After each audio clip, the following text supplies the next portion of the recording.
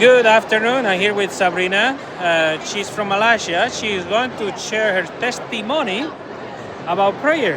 And I know Sabrina, maybe you hear her on YouTube, a scripture song, something like that. Tell me about you and tell me about your testimony.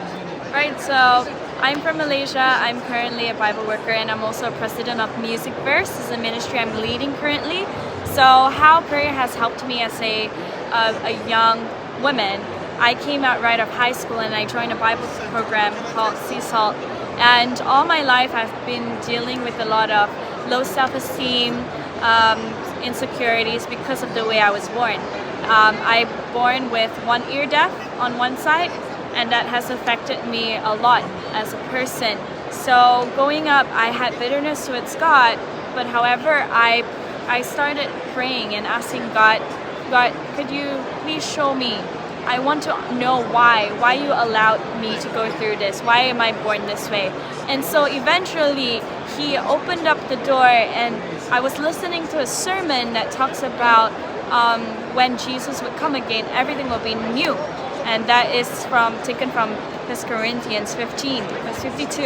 And I was like, wow, this is a beautiful promise. And so I'm gonna claim this. And eventually, my parents asked me one day, like, would you like to have an ear surgery? But then I said, Mom, Dad, please give me time so I can pray and think about it and reflect on it. And as I reflected on it, God impressed me and reminded me, Sabrina, I made Adam and Eve perfect in my own image. It was not for I made them perfect, and it's never my intention to make you imperfect. It's because of sin. And why have I been blaming God all this while? And eventually that clicked. And I started going through the Bible school.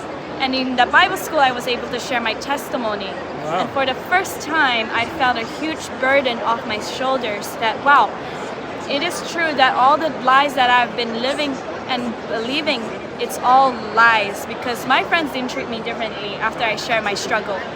And since then, God has been using it for me to share with others the freedom I had in Jesus, and I eventually was able to help someone who had the same situation as I am have freedom. And so that's how God has helped me to gain freedom, and through prayer He has used me now to help someone else who has the same issues. So that's my story and a short testimony. All right, thank you so much. I hope you can get inspired to pray through her testimony. God bless you and bye-bye. Bye.